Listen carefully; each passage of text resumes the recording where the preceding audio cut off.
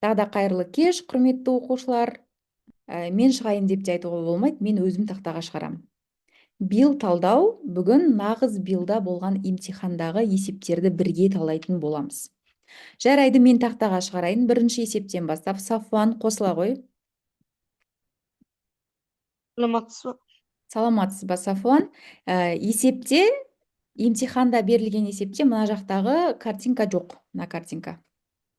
Мгм. А, Осы картинка жоқ. Мен сендерге оны қазір түсіндіру үшін салып қойған болатынмын. Есептің шартын оқи ғой алдымен асықпай. қабырғасы 2 сіріңке ұзындығына болатын суреттегідей үшбұрыш жасау үшін 9 сіріңке қажет. Қабырғасы 4 сіріңке ұзындығында болатын осындай үшбұрыш жасау үшін неше сіріңке қажет дейді. Енді бұл 2021 жылғы есеп, иә? Одан бері қанша жыл өтті? 5 жыл. Иә. Яғни, енді олар есептердің бұрынғы жылдардағы, мен өзім ұбт-ға дайындаған кезде байқайтынмын, әйтеуір кейбір жылдағы есептер сұрақтар мүмкін тарихтан қайталанып келетін сияқты. Сол сияқты бұл есеп мынандай форматқа өзгеру мүмкін менің ойымша. Мысалы, шаршыны құрастыру үшін мынаншама сіріңке кетеді. Иә?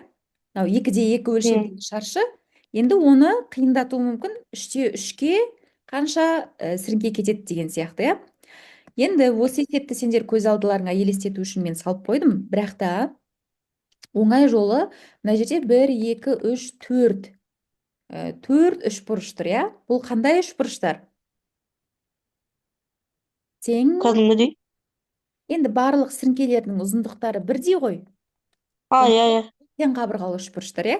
Мына жерде А, 9 сіріңке, осыларды құрастыру үшін, осы фигураны құрастыру үшін 9 сіріңке кетіп тұр. Енді біз бірден көз алдымызға елестетуіміз керек не? Мынау 9, мына жақта, иә? И мына жақ бөлігі.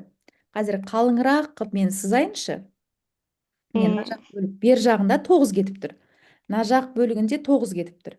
Уже мына қабырғалар кетіп қалды. Соның ішіндегі қалып қойған 9-дан енді 3-еу кетіп тұр ғой, үш жағында. 27 сіріңке, мынаумен 28, мынаумен 29, мынаумен 30 сіріңке. Яғни сендер осыны елестете алуларың керек. Дұрыс қой, иә? Мынау бөлек біреу, кетіп қалды 9. Мына жақ шеті екінші жағы 9, мына жақ шеті үшінші жағы 9. 9 үшім 27, 28, 29, 30. Асықпай салып көрсеңдер де осы жауап шығады. Немесе санап көрсеңдер де. Санап көрсеңдер де, не, 1, 2, 3, 4, 5, 6, 7, 8, 9, 10, 11, 12, 13, 14, 15, 16, 17, 18, 19, 20, 21, 22, 23, 24, 25, 26, 27, 28, 29, 30. 30 сіріңке кетіп тұр. Яғни сендерге әрқашанда мынандай үлкен сурет, мынаны мен өзім қосымша салдым сендерге көріну үшін. Негізі мына кіші сурет қана беріледі, біз бірақ елестетіп оны тез есептей алуымыз керек. Сафуан, түсінікті ғой есеп, иә? Әрине жазып алсаңдар болады. Бұл сол нағыз билда келген емтихандағы есеп. Сонда неліктен 9 деп, өйткені айтып тұр ғой, міне, қабырғасы 2 сіріңкеден тұратын. Былай қарай 1 сіріңке, екінші сіріңке, 1 сіріңке, екінші сіріңке, 1 сіріңке, екінші сіріңке. Осы 2 сіріңкеден тұратын, міне 9 сал кетіп тұр ғой. 9 сіріңке. 1, 2, 3, 4, 5, 6, 7, 8, 9 сіріңке кетіп тұр. Енді қабырғасы 4 сіріңке ұзындығына тең болатын. Міне, 4 сіріңке ұзындығына тең болатын. Біреу, екеу, үшеу, төртеу. Біреу, екеу, үшеу, төртеу. Енді түсіндіңіз ба, Сафон? Біреу, екеу, одан да үшеу, жақсы түсіндім. төртеу. Болды, сонда мен оны мынандай 3 бөлікке былай қарай бөліп алдым. Мына шеттерінен 9-9-дан 27 кетіп тұрса, мына ортасында қалғанына 3 тұр. Бәрін біріктіріп тұрған сияқты, иә, типі. Болды, өшірем. Сонда мына суретті өздерің сіріңкемен жасап көрсеңдер де болады, салып көрсеңдер де болады. Тіпті шаршыға мысал жасап көріңдер, өздеріңе қосымша есеп беріп, сосын сендерге берілу мүмкін, жаңа айтқанымдай. 2 өлшемді, иә, 2де 2 шаршы, Сол сендерден сұрауым мүмкін 3/3 шаршыда қанша сіріңке кететіндігін. Жасап көрсеңдер, қолмен ұстап сендерге елестету тезірек болады. Мен айттым ғой осы, қайттан болады, кірсеңіз. Қайттан шығып кіргенге еш нәрсе етпейді. Тек сабақта мен шығам, немесе артық реакция, мен уже ата-анаға да ескерту жасадым, былай да өздеріңе айттым, тек қана сабақтан заблокировать етіп шығарып тастаймын, болды. Одан кейін сабаққа кіре де алмайсыз, жазбасын да көре алмайсыз. Солай бәріміз үшін дұрыс болады. Өскенбай, қосыла ғой. сәлеметсіз бе Файқаз? Сәлеметсіз бе? Келесі есеп сізге мынандай екен. Мен үйреткен дәреженің қасиеттеріне мне нағыз билда осындай есеп келген екен. А қосылған б-ның мәнін тап дейді. Бұл жердегі екі түрлі ережені тағы да қайталап өтем. Қайталаудан жалықпаймын, өйткені бұған жыл сайын есеп келген. Көбейтіндіні дәрежеге шығару. А көбейтілген б-ны n дәрежеге шығару. Онда а-ны жеке осы дәрежеге, б-ны жеке осы дәрежеге шығарам. Мысалы, 3 көбейтілген 7-ні 4 дәрежеге шығару керек болса, 3-ті де 4 дәрежеге шығарам, 7-ні де 4 дәрежеге шығарам деген сөз. Немесе дәрежені дәрежеге шығару деген ереже тұр. А-ның n дәрежесінің сыртында тағы бір дәрежесі бар. Онда а сақталып, n мен n көбейтіледі. Мысалы, 5-тің 2 дәрежесінің сыртында 7 дәрежесі болса, 5-тің 2 көбейту 7 болады да, 14 дәрежесі болады. Осы екі қасиетке обязательно бір есеп келеді. Енді сен мынаны шығара ғой. X дәрежесі 3a. 3a емес, сонда мына жерде x-тің дәрежесі 9 болып тұр. Значит, a нешеге тең деген сөз? А-мыз бізге 3-ке тең. Молодец. А-ны 3-ке тең, өйткені 3-тің 3 дәрежесі 9 болып тұр. Онда Бұмыз 6-ға тең. б-мыз 6-ға тең, бітті. Есеп? Аға бұны қосамыз 9 шығады. Есеп оңай болды. Есеп оңай болса, давайте на есепті шығарыңыз. 125-тің 4 дәрежесі көбейтілген 5-тің квадраты бөлінген 25-тің кубы деген есепті шығарыңыз.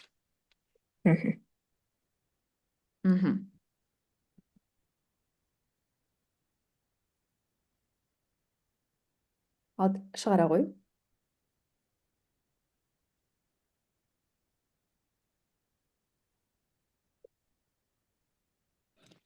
Жүз 25 деген, біз бұл жерде 625-625-тің 8 дәрежесі.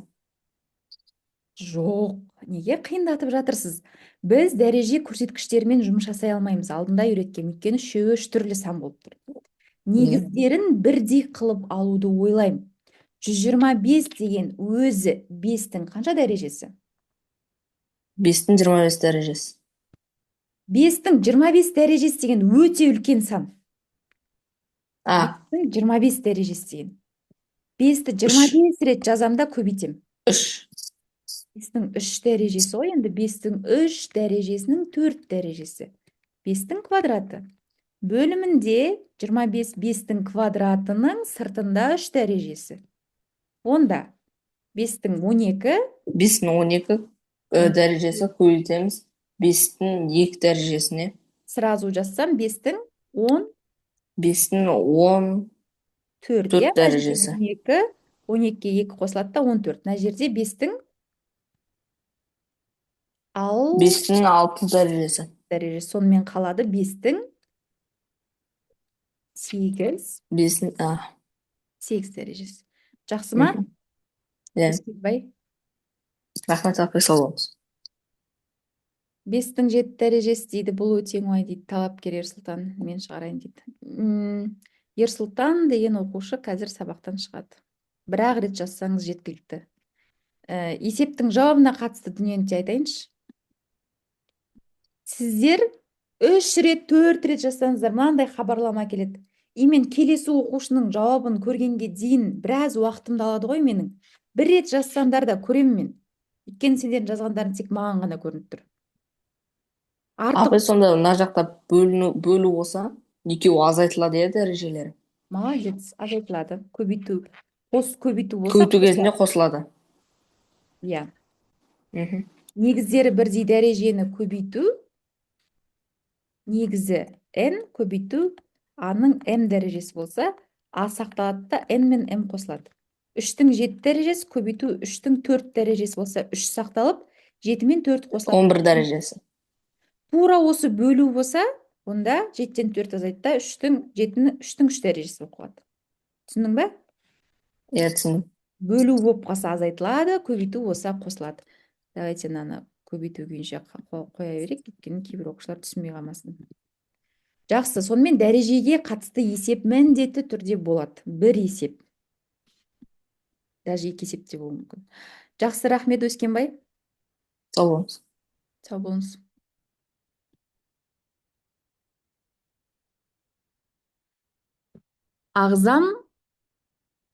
Ағзам деген оқушы шыға ғой. Даусыңды қаттырақ шығар. Сәлеметсіз бе? Есептің шартын оқиыңыз, өзіңіз шығарып көресіз, сосын шығара алмасаңыз мен көмектесемін. Ал оқи ғой.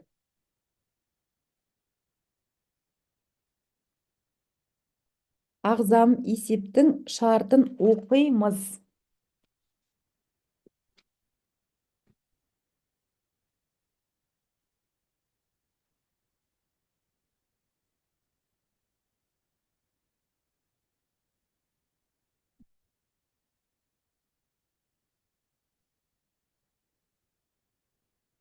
Алдындағы есепті түсіндіре аласыз ба дейді Еркін Ералим. Қайсы есепті? Мына есепті ма? Еркін Ералим дәрежемен дейді. Жарайды. Так, стоп, чатты өшіре тұрайыншы.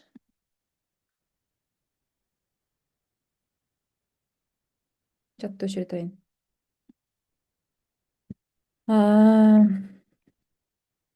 Еркін Ералим қараңыз. Мына жерде А және Б-лар тұр, иә, белгісіз болып. Қараңызшы, мында А тұр, мында Б тұр, белгісіз. Мен осылардың қандай сандарға тең екендігін табуым керек. X-тің А дәрежесі, Y-тің 2 дәрежесі сыртында кубы тұр. Тең X-тің шыққан кезде 9 дәрежесі болып шықсын дейді, ал Y дәрежесі белгісіз Б болып тұр. Сонда енді дәрежені дәрежеге шығару деген мына А-ны 3-ке көбейтсем, А-ны 3-ке көбейтсем 9 шығу керек. Значит, оның А тең деген сөз 3-ке. А, X-тің 3 дәрежесі, Y-тің квадратының 3 дәрежесі деген сөз ғой сонда. На ортасында көбейту бар. Дәрежені дәрежеге шығарған кезде дәреже көрсеткіштер көбейтіледі. Мына дәреже мен мына дәреже көбейтіледі да, X-тің 9 дәрежесі шықты, міне, дұрыс болыпты.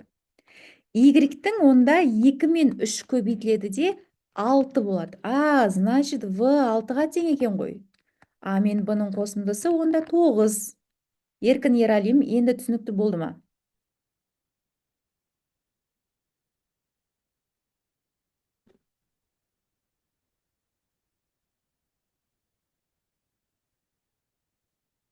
Тездетіп жазсаңыз.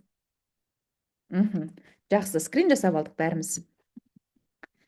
Келесі есептің жауабын уже айтып қойдым. А, сендерге көрінбейткен ғой, жарайды. Тақтаға шықсын, онда Димаш. Димаш қосыла ғой. Саламатсыз апай.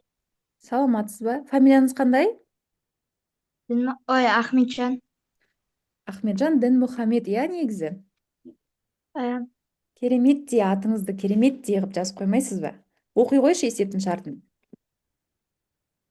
Үстелде ұяшықтар орналасқан. Олардың қайсысының барлық ұяшықтарын пайдаланып шаршы жинауға болады. Шаршы Суретте деген түрлі кезде. фигуралар. Аха. Түрлі фигуралар. Иә, түрлі фигуралар деген мынау басқа фигура, мынау басқа фигура, бірақ олардың барлығының өзі итакта шаршыдан жиналып тұр, иә? Енді шаршы болу үшін оның форматы жаңағындай мен айтқандай, ол мынандай болу керек, иә? Не? Мынау 2-де 2 өлшемді шаршы, қай жерде 3-те 3 бар? мына жерде пока жоқ. Міне мына жақтан алсам 3-те 3 бар деген сөзіне толса, иә. 4-те 4-ке толтырсам болады. Значит, осылардың қарастырып көрейік. 4-те 4-ті толтырайын деп ойлаймын. Міне. 4-те 4-ке толтыру үшін мен мынаны әкеліп, мында қоям. Мынаны әкеліп, мында қой. Апай, бұл жауабы шығады. Мына қойсам, мына жері бос болып қалды. Мынау шықпайды екен, иә. Б жауабыма онда уақытты созбай Б жауабын тексеріп көре салайын қазір. Үшеуі артылып қалды. Мынау мында келді. Мынау мында келді. Мынау мында келді. Яғни, бұндай есепті шығару үшін бізге көп практика керек, иә. Мен айтқан есептердің барлығы келеді сол кезде, сол кезде қарай салмағанмай, сол кезде жаттап алмағанмай дейсіңдер. В основном логика келеді, сондықтан, пожалуйста, айтқан есептерді міндетті түрде дәптерге жазып, жаттайтын қасиеттерді жаттап жүріңдер. Тақтаға шығады. Апай, Ау, өшіре ме? өшіре қой. Заңғар. Заңғар қосыла қой.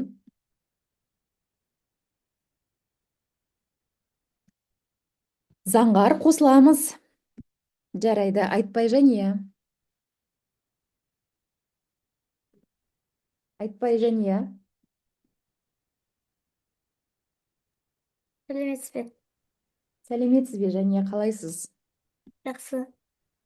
Есептің Боялмаған бөліктің ауданының боялған бөлікке қатынасын табыңыз. Шаршының ішіндегі ромб пішінді фигура берілген. Значит, есеп келді. Сендер бірден мынаны өздерің бөліктерге бөле алуларың керек. Боялған бөліктің қатынасы, боялған бөлік неше бөлігін алып тұр деген сұрақтар келсе, мен оны сразу тең бөліктерге бөлуді ойлаймын. Сәл бері қарай алады екен, мен осы жерден тура өзіме тең бөліктерді шығарып алатындай етіп бөліп аламын. Ау негізі шаршы болып тұр ғой. Мынау дұрыс емес салынып тұр сурет. Бізде мынау екі жарты үшбұрыш, оны бір шаршы қылып алуға болады. Дұрыс айтасың. Онда мен толық шаршыларды санап шығайын, иә? Міне, сары түспен, қызыл түспен алып алайықшы, мынандай толық шаршы. Біреу, екеу, мынау дұрыс емес сурет болып тұр, сондықтан дұрыс көрінбей тұр сендерге. Екеу, үшеу, төртеу, мына төртеумен 8, иә? 8, 9 мына екеуімен 10, 11, 12. Бұл боялғаны 12 екен, иә? Ал негізі 16 шаршы. 4-те 4. Иә. Молодец. Значит, 4-те 4, 16 болса, оның 12-сі астында міне төртеуі шығып тұр, сен айтқан. Біреу, екеу, біреу, мынадан бір шаршы шығады, екеу, үшеу, төртеуі шығып тұр, иә? Бізде 16-дан 12 болса, ол 4-тен 3 болады. Яғни 0,100-175. Жоқ, асықпа. Ол бүкіл бөліктің қандай бөлігі боялған деп сұраса, сен 16-ның 12-сі боялған деп айтатын едің. Немесе бүкіл бөліктің қандай боялмаған десе, сен 16-тан 4-і боялмаған деп айтатын едің. Бірақ та бұл жерде боялмаған бөліктің дейді. Ақ бөлік 4-еу ғой. Соның боялған бөлікке қатынасы. 4-тің 12-ке қатынасы 3-тен. 3-тен 1. Түсінікті ме? Айтпай Жания. Иә. Мен не үшін сендерге мәтінді 3 рет оқы деп айтам? Көрдің ба, сен автоматты түрде 16-дан 12 деп ойладың. Өйткені сенің ойыңда есептер осы уақытқа дейін кездесті, мына фигураның қандай бөлігі боялған деген сұраққа кетіп қалдың. 16 шаршы, соның 12-сі боялған. 16-дан 12. К сожалению, тура сол жауапта тұрады жауапта. Сендер, яғни, қателесетін жауап тұрады. Сондықтан сендер есептің шартын 2 рет міндетті түрде оқуларын керек. Есептен нақты нені сұрап тұр. Келістік қой? Иә. Қателеспейміз ғой нағыз емтиханда, иә? Иә. Адина қосылады. Адина қосыла ғой. Сәлеметсіз бе? Адина, сәлеметсіз бе? Сіз жаңадан қосылдыңыз ба? Иә. Мхм. Ар жақта кішкене шуламаймыз, жарай ма? Жақсы. Есептің шартын оқи ғой. Маратқа ұзындығы 20 минуттық бамбук таяқшасының 5 қасықта таяқшасының кесу керек. Марат тағы бір бамбук таяқшасын 9 бөлікке кесу үшін қанша уақыт жұмсайды? Мхм. Бамбуктың ұзын 20 минутта. Бұл бөрене кесу деген тақырып, иә, естеріңде болса, 4-ші класста мен өтіп саған сендерге. Кім бұрыннан оқып келе жатыр. 20 минуттық бамбук таяқшасын 5 қысқа таяқшаға кесу үшін міне. 1 таяқша, 2 таяқша, 3 таяқша, 4 таяқша, 5 таяқша. Осыны кесу үшін 20 минут кеткен міне. 1 рет кестім, 2 рет кестім, 3 рет кестім, 4 рет кестім. Сонда 4 кесуге қанша минут кеткен? 20. Онда 1 кесуге неше минут кетеді? 5. 5 минут. 5 минут кесті, 5 минут кесті, 5 минут кесті, 5 минут кесті. Қарашы сонда. 4 рет кессем егер, қанша бөлік пайда болады екен? 5 бөлік. 1 5 артық бөлік. болады. Дұрыс. Онда 9 бөлік болу үшін қанша рет кесем? 8. 8 рет кесем. Онда 1 кесуге 5 минуттан кетсе, 8 кесуге неше минут кетеді? 40. 40 минут кетеді. Жарайсыз. 1 ұпай сізде бар. Жақсы. Рахмет. Сау бола ғой, Адина. Тақтаға шығады. Келесі. Айдынұлы Байтақ. Қосыла ғой.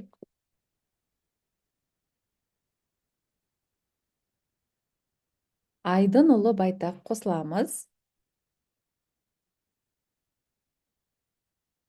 Байтақ. Жарайды, қосыла алмай тұр.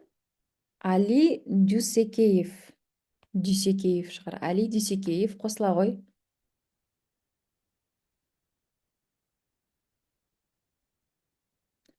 Жарайды, Арман қызы Еркенұр. Еркенұр қосыла ғой. Сәлеметсіз бе?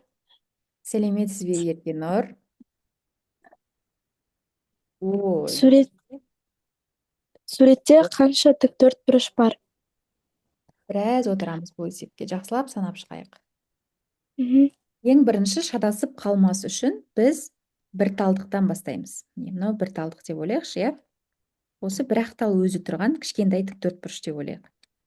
Айта ғой, одан қаншау бар бізде? Ондайдан 10 бар. 10. 10 бар. Енді мен кішкене бледныйлау қылып алайыншы. Бұлай мына есеп келген, иә, сондықтан өте мұқият асықпай санауларың керек. Екеуліктен деп ойлаймын. Екеуліктен, онда қазір мен мына жаққа салып қояйыншы.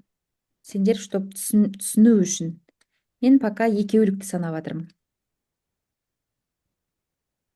Мынау ровно шықпай қалды, енді мынанда екеулікті санап жатырмын деп ойлайық. Сонда бірге санаймыз, иә, қазір қара.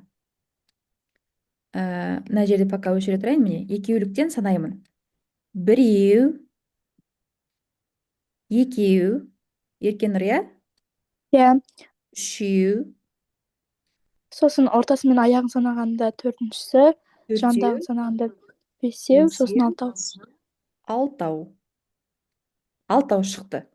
Енді әрі қарай бұл тігінен есептегенде 6-ау, бұлай қарай 7-еу, 8, 9, 10, 11, 12, 13.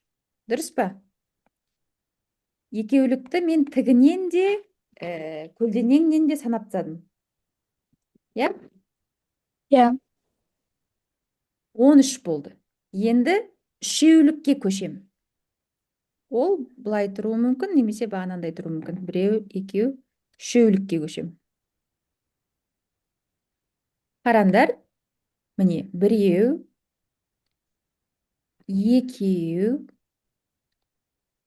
үшеу,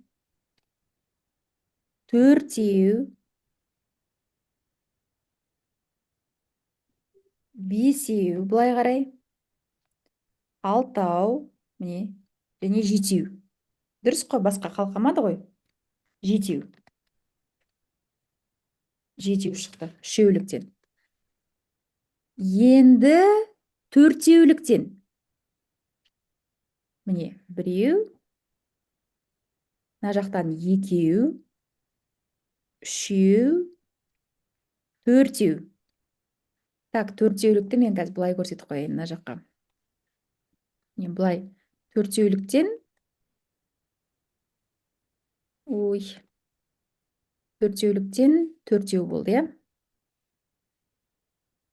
Төртеуліктен, так, біреу, екеу, үшеу, төртеу. Басқа жоқ. Төртеуліктен төртеу. Бесеулік бізде тіктөртбұрышқа келмейді. Бесеулікті алсақ, алтаулық болады.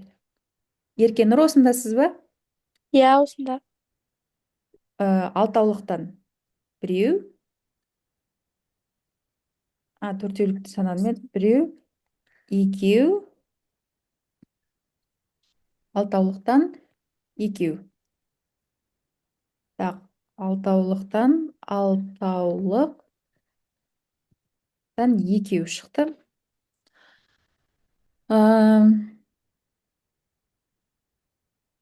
Жоқ, алтаулықтан екеу емес. Былай қарай, тағы мынау бар екен ғой. Екеу, Төртеу болады. мына жақтан үшеу и төртеу. Дұрыс, алтаулықтан төртеу. Алтаулықтан төртеу. Сонымен қанша болып тұр? Барлығы қазір 20, 30, 38. Енді жалпы үлкенімен 39. Так, 39. Мен енді тұста кетіп тұрмын. Мына жерде тігінен жатқан төртеу бар ғой, соны ұстап кеткен жоқсыз ба? Иә, молодец. Ең соңғысы, жалпы, сосын мынау бар, иә? Мынау бар, ең соңғы, осыны алмадық. Жаңағы төртеуліктердің ішінде, мына ұзын тұрғанды алмадық, сонымен тағы біреу. Сонда барлығы бұл жерде 40 болады. тіктөртбұрыш бар екен. Жақсы. Еркенұр, басқа есеп беріп көрейін, сізге. Аз 1 минут, маған кім жазып жатыр екен, оқушыларым екен, көре салайын. Биылы жарайсыз, бір. Апай, ол қалай екілік үштік деген дейді. Қарай салыңыз, мен екілік деген, екі тіктөртбұрыштан құрасам, тағы бір тіктөртбұрыш шығып тұр. Соны жеке санап алдық. Сосын бұлай үшеуін біріктірсем, тағы тіктөртбұрыш шығып тұр. Соны санап алдық, мақсат ислам. Екеулік деген, осы үшеулік деген, үшеуін біріктіргенде шыққан, соларды жеке-жеке санап алдық.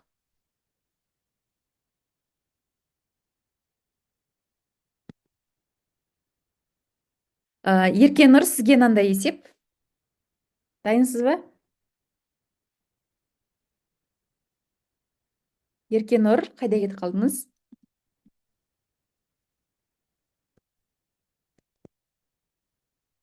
Арман қызы Еркенұр қайта қосыла ғой.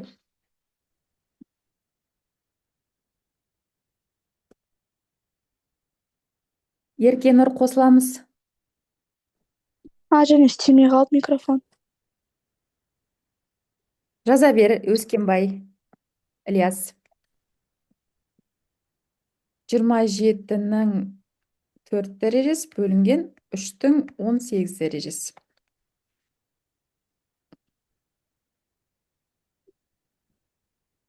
Иә.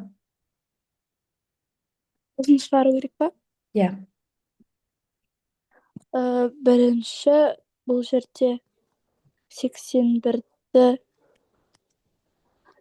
үшке қысқартса бола ма? Болмайды. Мүлдем болмайды. 81-дің өзі 3-тің неше дәрежесі ол? 3-тің 4 дәрежесі деп жаза аламын. Дұрыс қой? 3 көбейту 3 9, 9 9-ым 81. Дұрыс па? Значит, 81-дің орнына 3-тің 4 дәрежесі деп жазуға болады. Оның сыртына 3 дәрежені жазамын.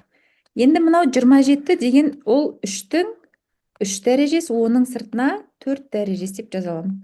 Болды. 3-тің 18 дәрежесі бөлімінде қала берсін. Алымында сонда мынау екеуі көбейтіледі да 3-тің неше дәрежесі болады? 12, 12. Тағы да 3-тің 12. тағы да 12 дәрежесі.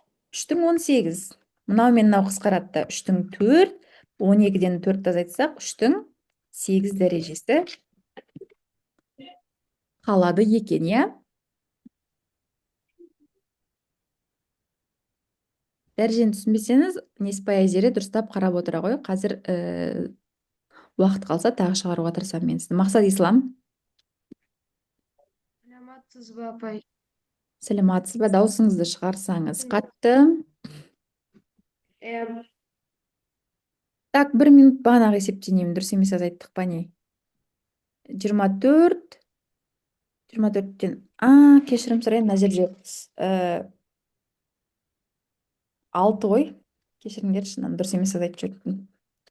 Мына жерде 18-ден 12-ні азайтсақ 3-тің 6 дәрежесі, 12 дәрежеден 6 дәрежесін азайтсақ 3-тің 6 дәрежесі қалады екен.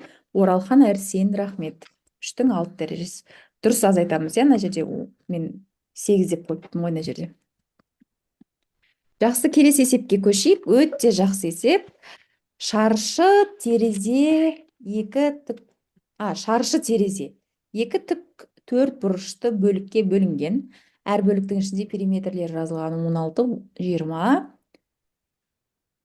Толық терезенің периметрін тап дейді. Аз шығарайық. Байқадыңдар ма?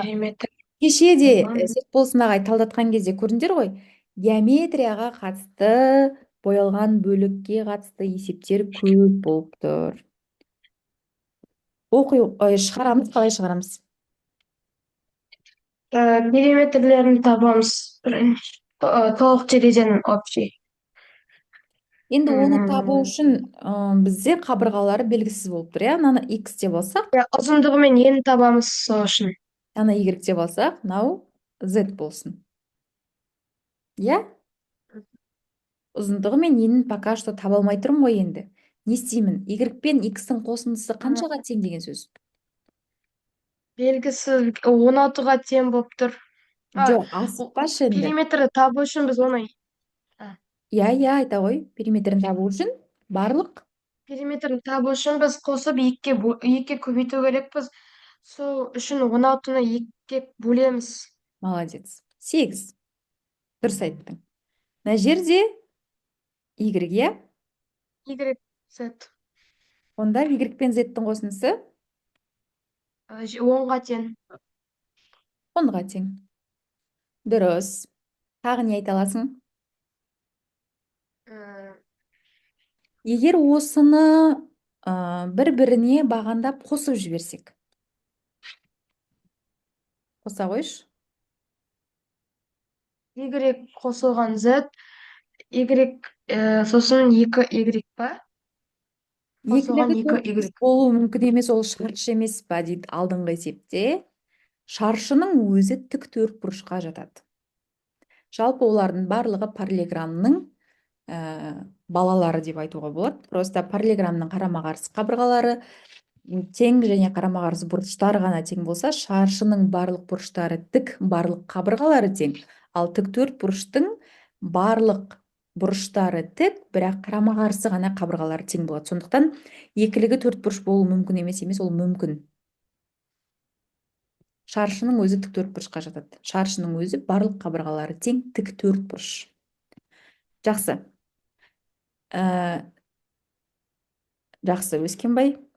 Ілияс Өскенбай. Сонымен біз мыналарды екі теңдеуді бір-біріне қосып жатырмыз. X қосылған Z қосылған 2Y тең 18.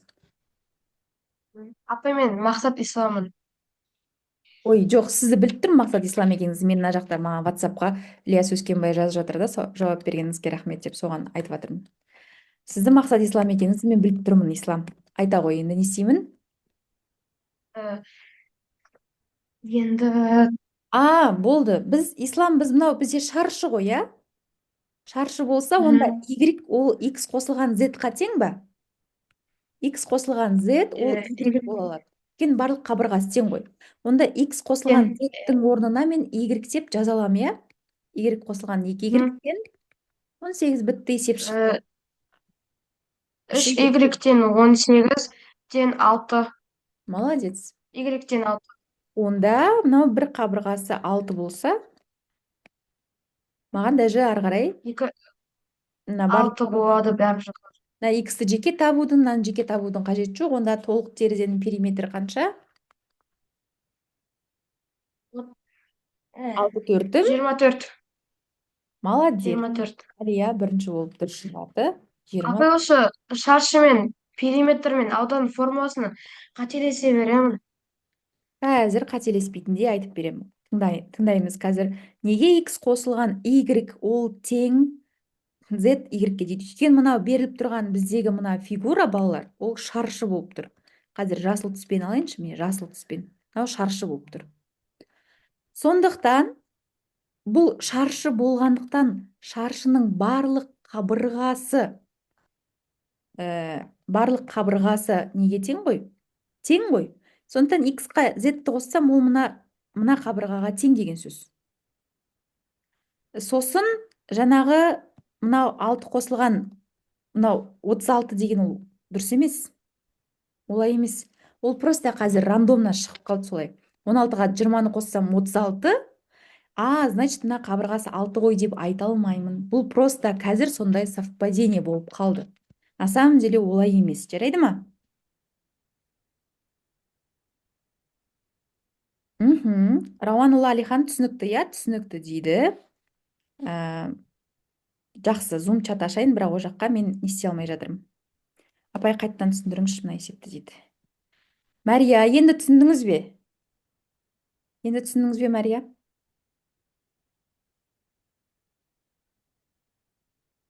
Жарайды. Қайттан бір рет түсіндіремін, қарайықшы. Мынау шаршы берілген фигура. Шаршы. Бізде кәдімгі терезелер бар ғой? Елестетіңдерші, терезенің мынау бір жақ шет бөлігі былай ашылатын жағы, мынау ашылмайтын жағы деп ойлайық. Бірақ на самом деле терезенің өзі шаршы болып тұр. Мынаның периметрі 16, мына жақ бөлігінікі 20. Және 16-ға 20-ны қосып 36, мына қабырғасы 6 деп мен ешқашан айта алмаймын, өйткені қазір ол солай сандармен просто сондай совпадение болып тұр. Енді қараңдар, мен мына қабырғасының, кіші қабырғасының ұзындығын білмеймін. Кез келген әріппен билей салайын, Т деп. Мына жақтың да қабырғасын білмеймін, К. Енді бұлар үш қабырғасы үш түрлі болғандықтан мынау Y болсын. Әр қабырғасы әр түрлі болғандықтан мен әр түрлі әріптермен белгілеп қойдым. Мынау да Y өйткені мынау мынаған тең, мынаған тең ғой. Сонда енді мен жазамын дұрыстап. Сендерге түсініксіз болса мен былай жазайын. Мынау 16 деген қайдан шықты? Y қосу Y қарама қарсы екі қабырғасы. Қосу Т, бұл 16-ға тең. Сонда бұл 2Y қосылған 2Т тең 16 деген сөз. Екінші жақшаны сыртына шығарсам, Y қосылған Т тең 16, Y қосылған Т тең 8 деген сөз. Жазып алдым. Енді мына жақ бойынша, құрметті ата-аналар, сабақтың үстінде неге қазір үлгергенімше шығарам, пожалуйста.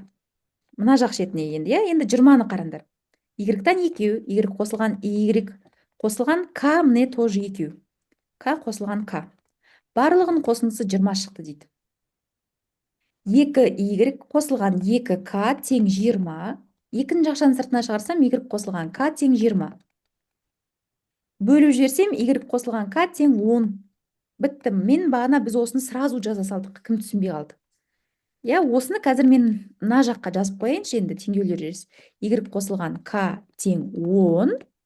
Y қосылған Т тең 8. Енді осы екі теңдеуді бір-біріне бағандап қосып жібердім. Мынаны мынаған, мынаны мынаған, мынаны мынаған. Қосып жіберсем, y-қа y-ті қоссам, 2y, қосылған k-ға t-ны қоссам, k-ты, қосылған 10-ға 8-ді қоссам, 18. Енді қарап тұрсам, мына қабырға мен мына қабырға екеуі тең ғой.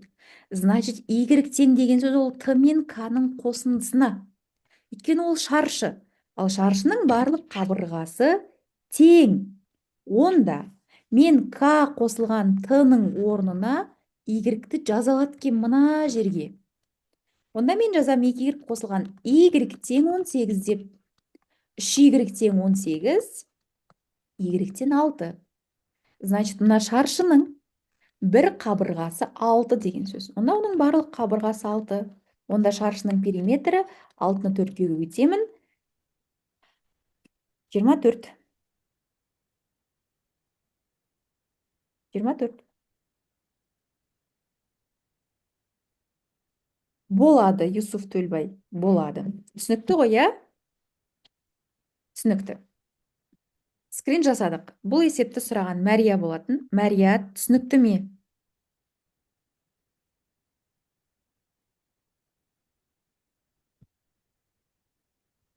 Енді түсінікті болды дейді. Жақсы. Тақтаға шығады. Нұржан Ернұр. Ернұр қалай жазылып тұр? Өшіре берейін бе, апай? Өшіре ғой. Сіз түсіндіңіз ғой, иә? Сіз жаңа жақсы Иә. шығарып тастадыңыз, иә? Жақсы, Ернұр. Сәлеметсіз. Ернұр, сәлеметсіз бе? Дайынсыз ба? Иә. Оқи ғой есептің шартын. А бысы үшбұрышында А 60 градусқа тең, Б 100 градусқа тең және С 20 градусқа тең. Егер Б Д кесіндісі А Б С үшбұрышының биссектрисасы болса, онда Б Д С бұрышын анықтаңыз. Жарайды, қазір мен мынаны кішкене 60 градусқа ұқсатып салайын, иә? Ұзынырақ қолым жақсы. Периметрдің формуласы саймайғанмен енді мен периметрдің формуласынан қателеспейтін шығармын. Қараңыздаршы. Периметр деген 2 көбейтілген А қосылған Б, я? Аудан АБ. Неліктен мен жаңағы сіздерге дөңгелектің ауданын тапқан кезде пи квадрат деген нәрсені жаттап алыңдар деп айтам. Ал ұзындығын тапқан кезде 2 алдына түсе қояды, 2 пи. Өйткені А мен Б көбейтіліп тұр. Мысалы 3 сантиметр көбейту 4 сантиметр. Тура жаңағы сияқты біз дәрежені өттік қой, сантиметрде 1 дәреже тұр, мына сантиметрде 1 дәреже тұр. Көбейтілген кезде 12 сантиметр деген сөз қалады да, дәреже көрсеткіштері қосылып квадрат деген шығып тұр. Значит, ауданда всегда сантиметр квадрат деген нәрсе жүреді. Неге? Өйткені ауданда 2 өлшемді. Яғни 2 не көбейтіледі? Ені мен ұзындығы, биіктігі мен табаны деген сияқты, сондықтан сантиметр квадрат. Көлемде куб. Сол сияқты мынаның аудан формуласын жаттаудың, шадаспаудың бір жолы пи квадрат. Яғни мида уже А квадрат деген дәрежеге шығып кетуші еді ғой деп ойласаңдар болды, шадаспайсыңдар. Пи квадрат. Ал ұзындықта осы 2 алдына түсе қойды. 2 пи жай ғана, ол ұзындық. Мынаны өлшедім 4 сантиметр деген сияқты. 4 сантиметр. Мынау сияқты, сонда 5 сантиметр болып қана тұр. Ал мына жерде көбейтілгендіктен квадраты тұр, квадрат. Жақсы, сонымен басқа жаққа ауытпай қояйық, ол формула дұрыс. Тақтаға шығып жатыр Ернұр. Ернұр айта қойшы, А Б С үшбұрышында, сонымен В бұрышы 100 градусқа тең екен. 100 градус деген қандай бұрыш ол? Доғал. Дұрыс айтасың, доғал бұрыш. Значит, А В-ны мен мына жаққа жазам, доғал бұрышты 100 градусқа ұқсап тұрған, С-ны мына жаққа жазам, міне ол 20 градусқа ұқсап тұр. Мынау 100 градус, мынау 60 градус. Мынау емтиханның өзінде келген есеп. Енді айта ғой. Д кесіндісі АБЦ үшбұрышының биссектрисасы болса дейді. Биссектриса дегеніміз не ол? Биссектриса деген бұл белгілі бір бұрыштың ортасы. Дұрыс. Ортасына Сол бұрышты қақ екіге бөлетін кесінді, иә? Б, Мгм. ой, мынау қазір нені алып алайыншы. Түзуді Б-ді. Примерно осы жерден бөліп тұр екіге. Б-ді. Яғни, мына 100 градустық бұрышты екіге бірден бөліп тастады. Мына жағы 50 градус, мына жағы 50 градус. Бізге тап дейді ВД-сыны. ВД-сыны. Міне, В, Д төбесі, С. Онда мына жердегі бұрышты табу керек. Ауызша айта аласыз ба? Бізде Д бұрышы тік бұрышқа ұқсап тұр. Айта алмаймыз. Ешқашанда тік бұрышқа ұқсай алмайды. Ол 90 градуспен ол түсіп тұрған жоқ болуы мүмкін. Ол былай болып тұр ғой, сурет. Мысалы, қараңызшы. Сіз қазір тік бұрыш деп айтып тұрғаныңыз ол былай болып тұр. Сіз қазір мынандай суретті маған былай айтып тұрсыз. Былай, және мынаны былай салайыншы. Ол тік қараңыз, мен сізге айырмашылығын көрсетемін. Сіз егер тік деп айтсаңыз, міне ол тік болып 90 градуспен түссе, ол биіктік болып қалады. Бірақ мына екеуі тең болмай қалуы мүмкін. Ол былай көлбеп түсуі мүмкін, мына екі бұрыш тең болып түсу үшін. Көрдіңіз бе? Мына сурет просто астынан үстіне қарай салынғандықтан солай сізге көрінбей тұр. Мына екі бұрыш тең болу үшін, мына екеуісі, ол былай қарай көлбеп кетті. Негізі ол мына жаққа 90 градуспен болып барған жоқ ол. Ол биіктік бисектриса ол 90 градуспен бармайды. Ол тек қана тең бүйірлі үшбұрышта ғана 90 градуспен баруы мүмкін. Әрі бисектриса, әрі биіктік, әрі медиана болады себебі. Ал мына жерде ол 90 градуспен бармайды. Бірақ менде ақпарат бар ғой. Мына жер 50 градус, мына жер 20 градус. Үшбұрыштардың, ішкі бұрыштарының қосындысы қанша градус болу керек? 180. Молодец, болды ғой енді. Онда мынау 50 болса, мынау 20 болса. 50-ні 20-ға қосамыз, 70, 180-нен 70 азайтамыз, 110. Молодец. Онда мына бұрыш қанша градусқа тең? 110. Бітті, есеп шықты. Жарай, енді қараңдар. Ешқашанда скрин жасап алыңдар. Үшбұрышқа қатысты есептерде және шеңберге қатысты есептерде шеңбердің өзі пи тең 3,14 немесе пи тең 3-ке тең деп ал деген жағдайда ғана сендер 3-ке тең деп шығарасыңдар. Ал олай берілмесе, онда сендер міндетті түрде 3,14-пен шығаруларың керек. Және де үшбұрыш, ой, мынау 90 градусқа ұқсап тұр екен деп айта алмаймын мен мынаны. Тік болып тұрса. Ол обязательно 90 градус деген маған беру керек белгіні. Мынандай. Тік деген. Немесе есептің шартында АБЦ ол 90 градусқа тең деп айтса ғана мен бұны тік бұрышты үшбұрыш деп есептеймін. Ал айтпаса мен ұқсап тұр екен ғой, значит ол 90 деп ешқашан айта алмаймын, түсінікті ме? Маған міндетті түрде ақпаратты беру керек, ол 90 градусқа тең деп. Сол кезде ғана мен оны 90 деп есептеймін. Келесі есепке шығайық. Нұрислам бар ма екен?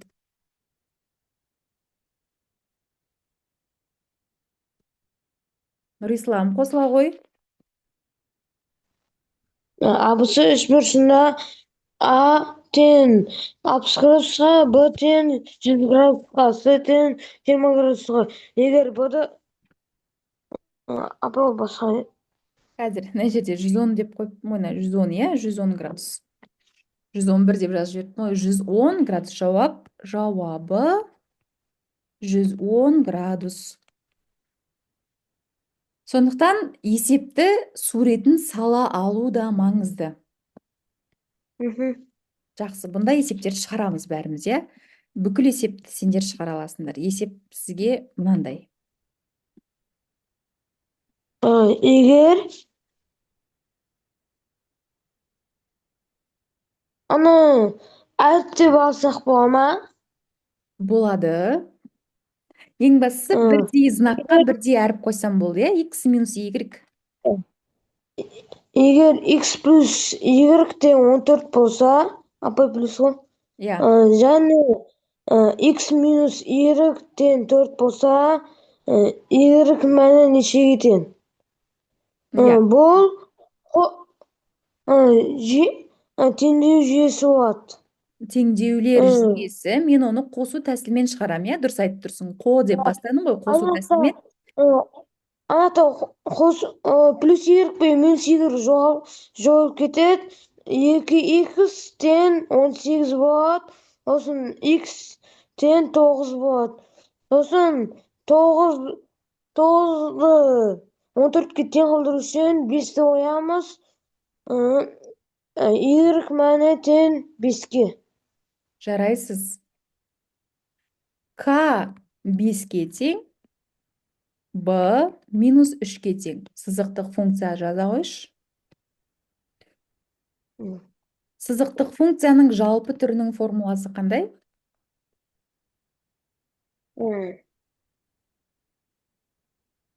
Кеше көрдім, нағыз емтихандағы келген есептердің біреусінде мына есеп тұрды. Координаттар жүйесі берілген. Оның үстінен функцияның графигі беріліп тұр, былай қарай сызылған. Допустим. Мына жерде 2 деген нүктені қиып тұр. Мына жерде 3 деген нүктені қиып тұр. Мына түзудің формуласын жаз деген есеп тұрды. Сіз оны жаза алу үшін бірінші сызықтық функцияның жалпы түрін білуіңіз керек. Қалай болады жалпы түрі? Y-тен kx қосылған b. kx қосылған. Сонымен Y-тен айтсаңызшы енді k-ның орнына 5-ті қоссам 5x азайту. 5x азайту k. 3. Болды. Жақсы. Мынаны бір қайталап жіберейікші бәріміз. Нұрислам, шығарамыз мына есепті. Қай шығарасыз? Мынау жоқ, демей қойыншы. А нүктесінің координатасын айта ғой. А нүкте координатасы 2. Нұрислам. Нүктенің координатасын жазғанда бірінші x-тің, екінші y-тің айтамыз. 3. 3 деген ай далада тұр. А нүктесі мында тұр. X-і қайда бұның? X-і X-і жоқ қой енді, 0 ғой. X-і 0, Y-і тура 2-нің өзі. Y-тің бойында, Y-тің бойы, X-тің бойы. Көрдің ба? X-тің бойына қарай, былай қарай түссем 0-ге кеп тұрмын ғой. Дұрыс па? Қарашы, егер мына жерде бір К деген нүкте тұрса, мен бұның Y-ін тапсам, міне, Y 2-ке барып тұр, X-на төмен қарай түссем 2-ке келіп тұр. К нүктесінің координатасы 2 болғанда 2. Келсесің ба осыған? Енді А нүктесінің координатасын жазайын десем, X-і 0-ге кеп тұр ғой, міне, 0. Жоқ X-і. Y 2. Онда түсінсең мына S нүктесі емес, D нүктесінің координатасын айтыңыз. 3 сосын бар 0. Молодец. Түсіндің ғой? Сонда мына X осінің бойында тұрса, онда сол X-тің мәні бар, Y-тің мәні керісінше 0 болады екен. Түзудің формуласын жаттағанбыз, түзудің формуласын айтшы енді. Бір ұпайдан бәрің айырыласыңдар, түзудің формуласын жаттамадыңдар екен. X минус X1, X2 минус X1, Y минус Y1, Y2 минус Y1. Нұрислам, жаттаймыз мұнаны, жарайды ма? Айта ғой енді, орнына қоя саласың, қара. Мынау бірінші тұрған X1, Y1, X2, Y2. Орнына рет-ретмен қоя сал. X 0. 0. Жазып қоям. X2 3. Азайту 0. Тең. Y азайту 2. Y1. Y1 2 ғой енді. Y2 0 азайту 2. Сонда X бөлінген 3 тең Y минус 2 бөлінген -2. Дұрыс па? Иә. Көбелек әдісімен енді не болды, мен ұрысқанға ренжіп қалдыңыз ба? Жоқ. Көбелек әдісімен көбейте ғой. -2х тең 3y -6. -6 дұрыс. 3y-ті тауып алсам, 6 -2x дұрыс па? Орындарды Иә. ауыстырып. Y-ті тапсам, 6 -2x бөлінген 3. Оны дұрыстап жазсам, 6-ны 3-ке бөлсем 2, азайту 3-тен 2x. Тағы да дұрыстап жазсам, -3-тен 2x қосылған 2 деп тұр ғой сонда. Осы екен, иә? Жаттауымыз керек мына формуланы. X-тің Иә, апа, жазып ал. бар, -x1. x2 -x1. Y-тің өзі бар, y1, y2 азайту y1. Болды, уже сендерде бір есеп бар деген, бір балл бар деген сөз. Жақсы. Бүгінгі сабақ пайдалы болды ма? Нағыз билдағы емтихандағы есептерді талдадық. Өтініш, жатта деген анықтама мен заттарды жаттап алыңдар. Тура емтиханның үстінде отырғанда, тура сол есеп келгенде, әттең жаттамағаным ай деп қаласыңдар. Өтініш. Жарайды ма?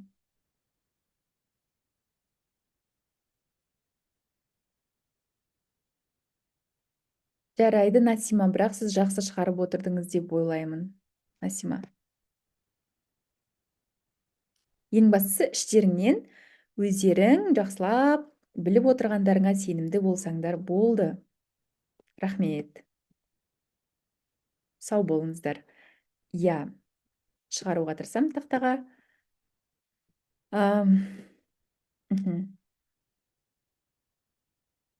Жақсы, Мирас, шығарамын. Соңғы есепте функция деген тақырып. Сызықтық функция y-тен kx қосылған b. Ералы, түсінікті ма? Қашан апай өшіреді дегендей деп отырсыз. Жақсы, сау болыңыздар. Ертең сіздерге тест ашылады. Тура осы бүгін және бүгін өтті мен кеше өтті Серік болсын ағай, сол екеуінен тура соған ұқсас мен бір нұсқа құрастырдым, 40 есептен тұратын. Ертең соны асықпай уақытқа қарап мұқият талдап тастаңыздар, жарай ма? Ертең зеректе ашылады. Мен несін беріп қойдым. Тапсырмасын, иә? Сау болыңыздар. Соны бекітіп аламыз зато. Мен ойлап тұрмын, осылай нағыз билдағы емтихандардағы есептерді мен қазір біздегі бір оқушы маған көмектесіп жатыр, Салон рахмет деген. Сол оқушы осы нұсқадағы келесі жолы 23-ті талдаймыз, 24-ті талдаймыз, нағыз билдағы 25-ті талдаймыз. Сол кезде уже примерно түсінесіңдер, нағыз билда қандай есептер болуы мүмкін екендігін, жарай ма? Талапкер Ерсұлтан, сау болыңыз. Қайырлы түн, сау болыңыздар. Ертең демалмаймыз, жарай ма? Сабақ болмайды, бірақ біз нұсқа талдаймыз. Сосын жаңадан қосылған оқушылар, сіздерде көп нұсқа бар, сынақ тесті деген жақта. Сіздерде көбірек сол нұсқаларды талдаңыздар. Өйткені біздің оқушылардың көбі ол жақты талдап тастады. Сондықтан соларды талдаңыздар. Жақсы, ендеше қазір сабақтың жазбасын мен жіберем Ұлдана апайға, ол сіздерге жібереді. Сау болыңыздар.